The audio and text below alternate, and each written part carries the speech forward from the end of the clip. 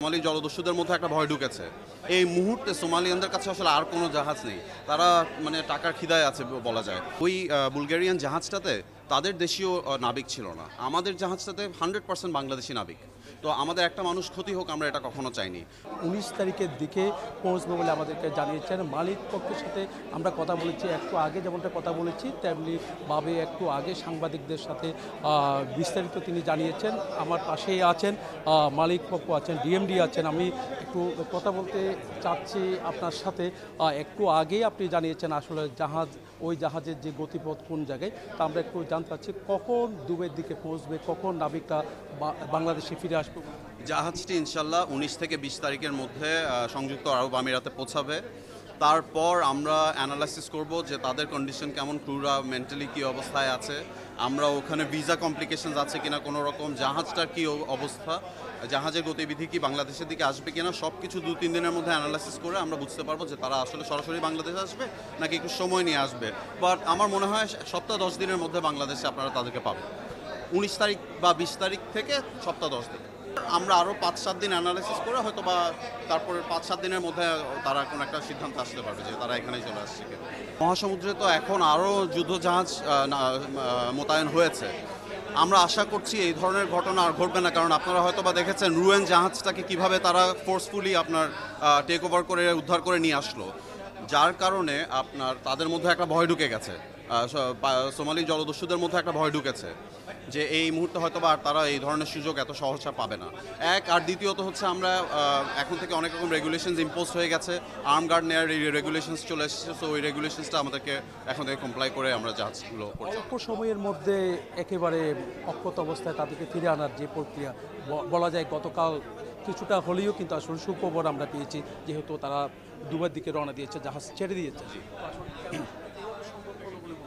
কিভাবে সম্ভব হলো, আমাদের পুরনো অভিজ্ঞতা আমরা কাজে লাগিয়েছি। আমরা তো তখন 14 বছর আগে যখন ঘটনাটি ঘটেছিল আসলে আমাদের কোনো অভিজ্ঞতাই ছিল না।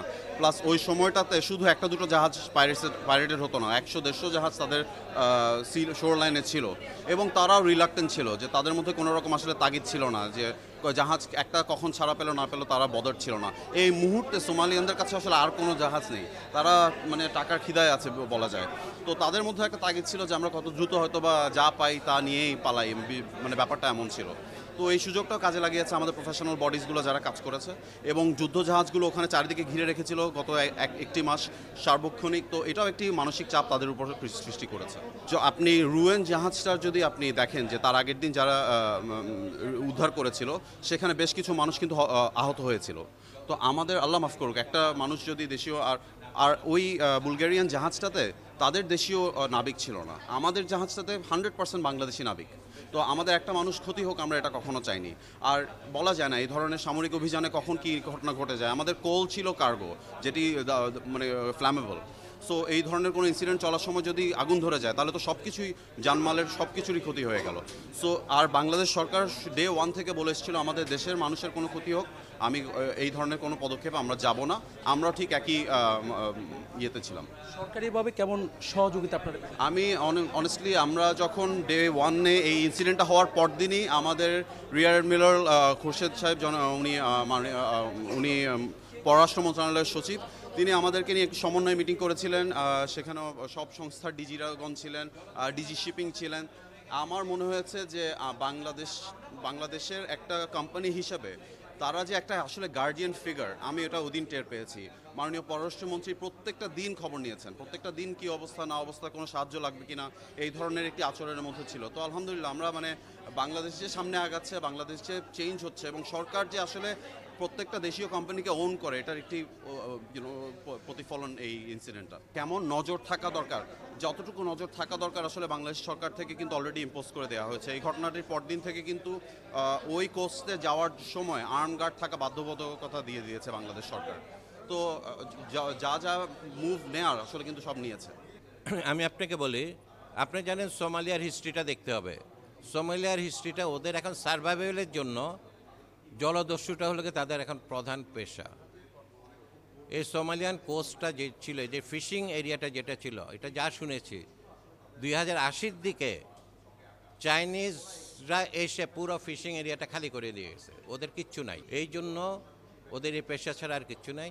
ওরা সবসময় ওত পেতে থাকে, অপেক্ষা করে কাকে ধরবে। আর আমাদের বেলায় যেটা হয়েছে, এই জাহাজটা আমরা একটা হাই রিস্ক এরিয়া বলে একটা বর্ডার দেওয়া আছে, ওই বর্ডারের বাইরে দিয়ে আমরা যাচ্ছিলাম। এখানে কোনো রিস্ক থাকার কথা নাই, এখানে লো রিস্ক বলে কিচ্ছু নেই, হাই। তো আমরা নো রিস্ক দিয়ে যাচ্ছিলাম, কিন্তু আনফর্চুনেটলি তারা ওখানে কেন অপেক্ষা করতেছিল সেটা আমরা জানি না। And আমরা ওটার বলতে পারেন যে যারা কথা বলতেছে তারা কিছুই জানে না।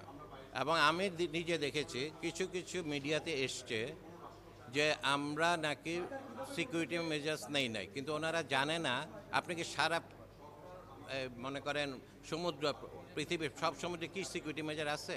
ওরকম তো নাই। আপনাকে একটা এরিয়াতে যাবেন, যেমন সোমালিয়ান কোস্ট দিয়ে গেলে আমাকে নিতে হবে সিকিউরিটি মেজার ফর পাইরেসি। এখন আপনার ওদিক দিয়ে গেলে, রেড সির ওদিকে গেলে আমাকে নিতে হবে সিকিউরিটি মেজার্স অ্যাগেনস্ট ওয়ার। দুইটাতে দুই ধরনের প্রিপারেশান। পাইরেসি দিয়ে গেলে আমাকে নিতে হবে আর্মগার্ড অথবা যদি এইচআরের ভিতর দিয়ে যায়। বাইরে দিয়ে গেলে আমাকে কিছুই লাগবে না। সেম ওয়ার রিস্কে ওখানে গেলে আমাকে যেতে হবে ওয়ারের রিস্ক। তখন কোনো ক্রু ডেকে যেতে পারবে না, সবাই সবসময় বাংকারের মধ্যে ভিতরে থাকা recommended. So this is how the things are done. আর 2 নাম্বার কিছু ইয়েতে আমরা যেটা দেখেছি, যেটা আমরা সত্যি কথা বলতে we felt a bit embarrassed, যেহেতু আমি নেগোসিয়েশন করছিলাম। একটা জাহাজের দাম 300 কোটি, কার্গোর দাম 100 কোটি, মানুষের দাম বলে নাই। তার মানে 1000 কোটি টাকা এইভাবে যদি আমি, তার মানে আমরা অনেকটা বলতে পারেন পাইরেটদেরকে ইনস্টিগেট করছি যে তোমার অনেক ভ্যালুয়েবল জিনিস তোমার কাছে আছে, তো সহজে ছাড়ো না। কথাটা কি তাই হবে না? মুক্তিটা একটা এগ্রিমেন্টের মাধ্যমে হয়েছে। এগ্রিমেন্টে কিছু টার্মস অ্যান্ড কন্ডিশন আছে, ওই টার্মস অ্যান্ড কন্ডিশন আমরা ফুলফিল করছি, ওরা নেমে চলে গেছে, ভেসেল ওয়াজ রিলিজড। এখন এটা কি, এটা কি একটা পানি না সলিড কিছু? কি I can't disclose, I can't discuss because of my agreement I sign. আমি করেছি ইন্টারন্যাশনাল বডি, আমাদের সাথে যারা অ্যাসোসিয়েট আছে সবার সাথে। ওগুলোকে বিভিন্ন জায়গায় অনুমতি লাগছে, যেহেতু আমরা ওগুলো পাস করেছি। কাভারেজ থাকে, আপনি জানেন আমার যদি একটা ডিসপিউট হয়, লিগ্যাল কাভারেজ থাকে, এফডিএনডি বলে। হ্যাঁ ঠিক আছে, প্রত্যেকটা জায়গায় এটা থাক, নাহলে তো আমার এখানে কেউ কারকে দিবে না। আমার জন্য ইন্স্যুরেন্স পুরোপুরি।